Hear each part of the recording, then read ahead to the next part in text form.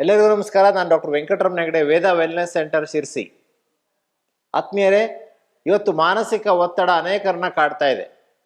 ಮನೋದೈಹಿಕ ಕಾಯಿಲೆಗಳು 60% ಬರ್ತಾ ಇದೆ. ಈ ಮಾನಸಿಕ ಒತ್ತಡವನ್ನು ಯಶಸ್ವಿಯಾಗಿ ಕ್ರಮಬದ್ಧವಾಗಿ ಹತೋಟಿ ಮಾಡುವಂತಹ ಒಂದು ವಿಧಾನಗಳನ್ನು ಈ ಸ್ಟ್ರೆಸ್ ಬಗ್ಗೆ ವಿಶೇಷವಾಗಿ ಓದಿಕೊಂಡಂತಹ ತಜ್ಞರು ನಿಮಗೆ ಹೇಳಲಿಕ್ಕಿದ್ದಾರೆ. ಡಾಕ್ಟರ್ ಅಶ್ವಥ್ ಹೆಗಡೆ ಅವರು. ಡಾಕ್ಟರ್ ಅಶ್ವಥ್ ಹೆಗಡೆ ಅವರು BNYS MSc ಸೈಕಾಲಜಿ ಮಾಡಿ, ಅದ್ರ ಜೊತೆಗೆ ಅವರು NLP ಪ್ರಾಕ್ಟೀಷನರ್ ಕೂಡ, ಜೊತೆಗೆ ಯೋಗ ನ್ಯಾಚುರೋಪತಿ ಫಿಸಿಷಿಯನ್ ಕೂಡ. ಅಷ್ಟೇ ಅಲ್ಲ ಆತ್ಮೀಯರೇ, ಅಂತಾರಾಷ್ಟ್ರೀಯ ಮಟ್ಟದಲ್ಲಿ ನಡೆದಂಥ ಯೋಗ ಸ್ಪರ್ಧೆಯಲ್ಲಿ ಗೋಲ್ಡ್ ಮೆಡಲನ್ನು ಪಡೆದುಕೊಂಡಂಥ ಹಿರಿಮೆ ಅವ್ರದ್ದು. ಅಶ್ವಥ್ ಹೆಗಡೆ ಅವರು ನಮಗೆ ಸ್ಟ್ರೆಸ್ಸನ್ನು ಹೇಗೆ ಯಶಸ್ವಿಯಾಗಿ ಮ್ಯಾನೇಜ್ ಮಾಡ್ಬೋದು ಅನ್ನೋದನ್ನು ತಿಳಿಸ್ಕೊಡ್ತಾರೆ. ಬನ್ನಿ ನೋಡೋಣ, ಅಶ್ವಥ್ ಹೆಗಡೆ ಅವರ ಸ್ಟ್ರೆಸ್ ಮ್ಯಾನೇಜ್ಮೆಂಟ್ ಟೆಕ್ನಿಕನ್ನು ನಾವು ಕಲ್ತ್ಕೊಳ್ಳೋಣ.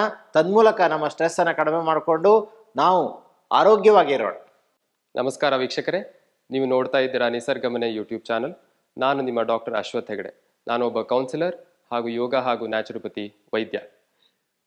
ಹಿಂದಿನ ಸೆಷನ್ನಲ್ಲಿ ನಾವು ಸ್ಟ್ರೆಸ್ ಅಂದರೆ ಏನು ಅಂತ ತಿಳ್ಕೊಂಡಾಗಿದೆ. ಇವತ್ತಿನ ಸೆಷನ್ನಲ್ಲಿ ನಾವು ಸ್ಟ್ರೆಸ್ಸಿನ ವಿಧಗಳು ಏನು, ಅದರಲ್ಲಿ ಒಳ್ಳೆಯದೇನು, ಅದರಲ್ಲಿ ಕೆಟ್ಟದ್ದು ಎಷ್ಟಿದೆ, ಅದನ್ನು ತಿಳ್ಕೊಳ್ಳೋಣ. ಅದಕ್ಕಿಂತ ಮುಂಚೆ ನಮ್ಮ ನಿಸರ್ಗಮನೆ ಯೂಟ್ಯೂಬ್ ಚಾನಲನ್ನು ದಯವಿಟ್ಟು ಸಬ್ಸ್ಕ್ರೈಬ್ ಮಾಡಿ, ಪಕ್ಕದಲ್ಲಿರೋ ಬೆಲ್ ಐಕನನ್ನು ತಪ್ಪದೇ ಒತ್ತಿ, ಹಾಗೂ doctor Hegde health tips WhatsApp ಗ್ರೂಪ್ಗೆ ಜಾಯ್ನ್ ಆಗಲಿಕ್ಕೆ ಕೆಳಗಡೆ ಬರ್ತಾ ಇರೋ ಡಿಸ್ಕ್ರಿಪ್ಷನಲ್ಲಿ ಲಿಂಕ್ ಇದೆ, ಅದನ್ನು ನೀವು ಜಾಯ್ನ್ ಆಗಬಹುದು. ಹಾಗೂ ನಿಮಗೆ ಉಚಿತ ಸಂದರ್ಶನಕ್ಕಾಗಿ ಯಾವುದೇ ಸಮಯದಲ್ಲಿ ಬೇಕಾಗಿದ್ದರೆ ಕೆಳಗಡೆ ಬರ್ತಾ ಇರೋ ನಂಬರನ್ನು ಕಾಂಟ್ಯಾಕ್ಟ್ ಮಾಡಿ. ಹಾಗಿದ್ರೆ ನೋಡುವ, ಈ ಸ್ಟ್ರೆಸ್ಸಿನಲ್ಲಿ ಅಂದರೆ ಮಾನಸಿಕ ಒತ್ತಡದಲ್ಲಿ ಒಳ್ಳೆಯದು ಇದೆಯಾ, ಕೆಟ್ಟದ್ದು ಇದೆಯಾ? ನಿಮ್ಗೇನನ್ಸುತ್ತೆ? ಕರೆಕ್ಟ್, ನೀವು ಹೇಳ್ತಾ ಇರೋದು ಸತ್ಯ. ಸ್ಟ್ರೆಸ್ ಮತ್ತು ಡಿಸ್ಟ್ರೆಸ್, ಇದರಲ್ಲಿ 2 ವಿಧ ಇದೆ. ಅಮೇರಿಕಾದಲ್ಲಿ ಒಂದು ರಿಸರ್ಚ್ ಮಾಡಿದರು.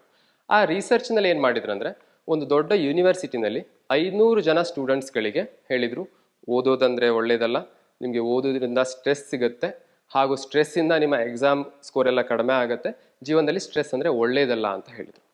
ಇನ್ನೊಂದು ಅರ್ಧ ಜನ ಸ್ಟೂಡೆಂಟ್ಸ್ಗಳಿಗೆ, ಅಂದರೆ ಇನ್ನೊಂದು 500 ಜನ ಸ್ಟೂಡೆಂಟ್ಗಳಿಗೆ ಸ್ಟ್ರೆಸ್ ಅಂದರೆ ಒಳ್ಳೆಯದು, ಸ್ಟ್ರೆಸ್ ತಗೊಳ್ಳಿ, ಎಕ್ಸಾಮಲ್ಲಿ ನೀವಿನ್ನೂ ಚೆನ್ನಾಗಿ ಮಾಡ್ತೀರಾ, ಎಕ್ಸಾಮಲ್ಲಿ ಮುಂದೆ ಬರಲಿಕ್ಕೆ ಸ್ವಲ್ಪ ಸ್ಟ್ರೆಸ್ ತಗೊಳ್ಬೇಕು ಅಂತ ಹೇಳಿದರು. ಅಂದರೆ ಒಂದು ಗ್ರೂಪಿನವರಿಗೆ ಸ್ಟ್ರೆಸ್ ಅಂದರೆ ಒಳ್ಳೆಯದಲ್ಲ, ಇನ್ನೊಂದು ಗ್ರೂಪಿನವರಿಗೆ ಸ್ಟ್ರೆಸ್ ಅಂದರೆ ಒಳ್ಳೆಯದು ಅಂತ ಕನ್ವಿನ್ಸ್ ಮಾಡಿಸಿದ್ರು. 1 ವರ್ಷದ ನಂತರ ಯಾರು ಸ್ಟ್ರೆಸ್ಸನ್ನು ಕೆಟ್ಟದಾಗಿ ತಗೊಂಡಿದ್ರೋ ಅವರ ಪರ್ಫಾರ್ಮೆನ್ಸ್ ಕಡಿಮೆ ಆಯಿತು, ಹಾಗೂ ಯಾರು ಸ್ಟ್ರೆಸ್ಸನ್ನು ಒಳ್ಳೆಯದು ಅಂತ ಅಂದ್ಕೊಂಡಿದ್ರೋ ಅವರ ಪರ್ಫಾರ್ಮೆನ್ಸ್ ಜಾಸ್ತಿ ಆಯಿತು. ಹಾಗಾದರೆ ಯಾವುದೇ ಒಂದು ಸಂಗತಿಯನ್ನು ನಾವು ಇದು ಒಳ್ಳೆ ಸ್ಟ್ರೆಸ್ ಅಥವಾ ಕೆಟ್ಟ ಸ್ಟ್ರೆಸ್ ಅಂತ ಹೇಳಿಕ್ಕಾಗೋದಿಲ್ಲ. ಈಗ ನೋಡಿ, ಒಂದೇ ಕ್ಲಾಸ್ ರೂಮಲ್ಲಿ ಒಂದು 50 ಜನ ಮಕ್ಕಳಿದ್ರೆ ಅವರಿಗೆಲ್ಲರಿಗೂ ಒಂದೇ ಎಕ್ಸಾಮ್ ಮಾಡಿದರೆ ಕೆಲವೊಬ್ಬರು ಅದನ್ನು ಚೆನ್ನಾಗಿ ತಗೊಂಡಿರ್ತಾರೆ, ಆ ಎಕ್ಸಾಮನ್ನು ಪಾಸಿಟಿವ್ ಆಗಿ ತಗೊಂಡು ಅದರಲ್ಲಿ ಚೆನ್ನಾಗಿ ಮಾರ್ಕ್ಸ್ ತಗೊಳ್ತಾರೆ. ಅದೇ ಇನ್ನು ಕೆಲವು ವಿದ್ಯಾರ್ಥಿಗಳು ಆ ಎಕ್ಸಾಮನ್ನು ತುಂಬ ನೆಗೆಟಿವ್ ಆಗಿ ತಗೊಂಡು ಓವರ್ ಸ್ಟ್ರೆಸ್ ಮಾಡಿಕೊಂಡು ಓದಿದ್ದನ್ನು ಮರೆತು ಎಕ್ಸಾಮಲ್ಲಿ ಕಡಿಮೆ ಮಾರ್ಕ್ಸ್ ತಗೊಳ್ತಾರೆ. ಹಾಗಾಗಿ ಪ್ರತಿ ಸ್ಟ್ರೆಸ್ಸಿಗೆ ಇದೇ ಸ್ಟ್ರೆಸ್ ಅಂತ ಹೇಳಲಿಕ್ಕಾಗೋದಿಲ್ಲ. ನಾವು ಅದನ್ನು ಯಾವ ರೀತಿ ತಗೊಳ್ತೇವೆ ಅನ್ನೋದ್ರ ಮೇಲೆ ಅದು ನಮ್ಮ ದೇಹದ ಮೇಲೆ ಹಾಗೂ ಮನಸ್ಸಿನ ಮೇಲೆ ಪರಿಣಾಮ ಬೀರುತ್ತೆ. ಈಗ ನಾನು ಹೇಳಿದ ಹಾಗೆ ಸ್ಟ್ರೆಸ್ಸನ್ನು ಪಾಸಿಟಿವ್ ಆಗಿ ತಗೊಂಡಾಗ ಅದಕ್ಕೆ ನಾವು ಸ್ಟ್ರೆಸ್ ಅಂತ ಹೇಳ್ತೇವೆ. ಅದೇ ಸ್ಟ್ರೆಸ್ಸನ್ನು ನಾವು ನೆಗೆಟಿವ್ ಆಗಿ ತಗೊಂಡ್ರೆ ಅದನ್ನು ನಾವು ಡಿಸ್ಟ್ರೆಸ್ ಅಂತ ಹೇಳ್ತೇವೆ. ಹಾಗಾದರೆ ಈ ಪಾಸಿಟಿವ್ ಸ್ಟ್ರೆಸ್ಸಿಂದ ಏನು ಪ್ರಯೋಜನ? ಈಗ ನಮ್ಗೆ ಏನೋ ಒಂದು ಸಾಧಿಸಬೇಕು ಜೀವನದಲ್ಲಿ ಅಂತಾದರೆ ನಾವು ಸ್ವಲ್ಪ ಸ್ಟ್ರೆಸ್ಸನ್ನು ತಗೊಳ್ಬೇಕು. ಸಾಧಾರಣವಾಗಿ ಈ ಪಾಸಿಟಿವ್ ಸ್ಟ್ರೆಸ್ ಸ್ಟ್ರೆಸ್ ಅನ್ನೋದು ಶಾರ್ಟ್ ಟರ್ಮ್, ಅದು ಶಾರ್ಟ್ ಟರ್ಮಿಗೆ ಮಾತ್ರ ಇರುತ್ತೆ. ಆದರೆ ಡಿಸ್ಟ್ರೆಸ್ ಅನ್ನೋದು ಲಾಂಗ್ ಟರ್ಮ್ ಇರುತ್ತೆ. ಶಾರ್ಟ್ ಟರ್ಮ್ ಇರ್ಬೋದು ಅಥವಾ ತುಂಬ ಸಮಯ ಅದು ಲಾಂಗ್ ಟರ್ಮ್ ಇರುತ್ತೆ. ಅಂದರೆ ತುಂಬ ಸಮಯದಿಂದ ನಮಗೆ ತಲೆ ಒಳಗಡೆ ಇಟ್ಕೊಂಡು ಕೊರಗ್ತಾ ಇರೋದು ಅಂತ ಹೇಳ್ತಾರಲ್ವ, ಅದು ನಮಗೆ ಡಿಸ್ಟ್ರೆಸ್ಸನ್ನು ಕ್ರಿಯೇಟ್ ಮಾಡುತ್ತೆ. ಪಾಸಿಟಿವ್ ಸ್ಟ್ರೆಸ್ಸಿಂದ ನಮಗೆ ಎಕ್ಸೈಟ್ಮೆಂಟ್ ಆಗುತ್ತೆ. ನಾಳೆ ನಾನು ಸ್ಕೂಲಿಗೆ ಹೋಗಬೇಕು, ಹೊಸ ಜಾಬಿಗೆ ಹೋಗಬೇಕು, ಅಥವಾ ಮದುವೆ ಆಗಬೇಕು, ಈ ಥರ ಸ್ಟ್ರೆಸ್. ಅಥವಾ ಡಿಸ್ಟ್ರೆಸ್ಸಲ್ಲಿ ಏನಾಗುತ್ತೆ, ಅದು ಆ್ಯಂಗ್ಸೈಟಿಯನ್ನು ಕ್ರಿಯೇಟ್ ಮಾಡುತ್ತೆ. ನಾನಿವತ್ತು ಮಾತಾಡಬೇಕಲ್ಲ ಸ್ಟೇಜ್ ಮೇಲೆ ಹೋಗಿ, ನಾನಿವತ್ತು ಅದು ಮಾಡಬೇಕಲ್ವಾ, ನಾನಿವತ್ತು ಇದು ಮಾಡಬೇಕಲ್ವಾ, 10 ವರ್ಷದ ನಂತರ ಏನು, ಈ ಥರ ಡಿಸ್ಟ್ರೆಸ್ಸು ಆ್ಯಂಗ್ಸೈಟಿಯನ್ನು ಕಾಸ್ ಮಾಡುತ್ತೆ. ಸ್ಟ್ರೆಸ್ಸಿಂದ ನಾವು ಮೋಟಿವೇಟ್ ಆಗ್ತೇವೆ, ನಮ್ಮ ಪರ್ಫಾರ್ಮೆನ್ಸ್ ಜಾಸ್ತಿ ಆಗುತ್ತೆ, ನಾನೇನೋ ಮಾಡಬೇಕು ಅನ್ನುವಂಥ ಒಂದು ಪಾಸಿಟಿವಿಟಿ ಬರುತ್ತೆ. ಆದರೆ ಡಿಸ್ಟ್ರೆಸ್ಸಿಂದ ಏನಾಗುತ್ತೆ, ನಮ್ಗೆ ಮೆಮೊರಿ ಶಕ್ತಿ ಕಡಿಮೆ ಆಗುತ್ತೆ, ಕೋಗ್ನೇಟಿವ್ ಪವರ್ ಕಡಿಮೆ ಆಗುತ್ತೆ, ನಾವು ತುಂಬ ಎಮೋಷ್ನಲ್ ಆಗ್ತೇವೆ, ನಮ್ಮ ಡಿಸಿಷನ್ ಪವರ್ ಕಡಿಮೆ ಆಗುತ್ತೆ. ಸೊ ಓವರ್ ಆಲ್ ನಮ್ಮ ಪರ್ಫಾರ್ಮೆನ್ಸ್ ಕಡಿಮೆ ಆಗುತ್ತೆ. ಹಾಗಾದರೆ ಸ್ನೇಹಿತರೆ, ನಾವೇನು ಮಾಡಬೇಕು? ಪ್ರತಿಯೊಂದು ಸಿಚುವೇಶನನ್ನು ಪಾಸಿಟಿವ್ ಆಗಿ ತಗೋಬೇಕು. ಎಲ್ಲರೂ ಒಂದೇ ಥರ ಜಗತ್ತಲ್ಲಿದ್ದರೂ ಪ್ರತಿಯೊಬ್ಬರಿಗೂ ಅವರವರ ಸ್ಟ್ರೆಸ್ ಲೆವೆಲ್ ಡಿಫ್ರೆಂಟ್ ಇರುತ್ತೆ. ಯಾಕೆಂದರೆ ಅವರು ಯಾವ ರೀತಿ ಅದನ್ನು ಒಳಗಡೆ ತಗೊಳ್ತಾರೆ ಅನ್ನೋದು. ಇದನ್ನು ನಾವು ಡೀಟೇಲ್ ಆಗಿ ಮುಂದಿನ ಸೆಷನ್ಗಳಲ್ಲಿ ನೋಡುವ.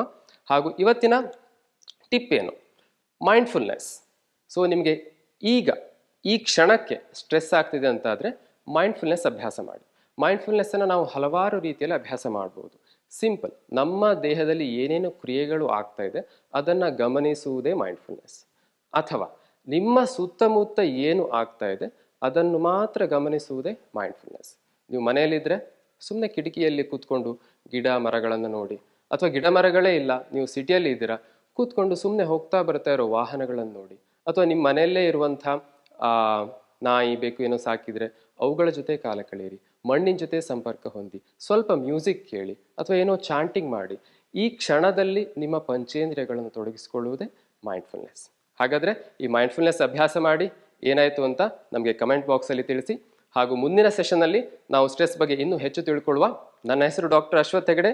ಯೂಟ್ಯೂಬ್ ಚಾನಲ್ ಸಬ್ಸ್ಕ್ರೈಬ್ ಮಾಡಿ. ಹೆಲ್ತ್ ಟಿಪ್ ಬೇಕಾದರೆ ವಾಟ್ಸಪ್ ಗ್ರೂಪನ್ನು ಜಾಯ್ನ್ ಆಗಿ, ಹಾಗೂ ನಮ್ಮ ಸಂದರ್ಶನಕ್ಕಾಗಿ ಕೆಳಗಡೆ ಬರ್ತಾ ಇರೋ ನಂಬರನ್ನು ಕಾಂಟ್ಯಾಕ್ಟ್ ಮಾಡಿ. ನಿಮ್ಮ ಭೇಟಿ ಮುಂದಿನ ಸೆಷನ್ನಲ್ಲಿ. ನಮಸ್ಕಾರ.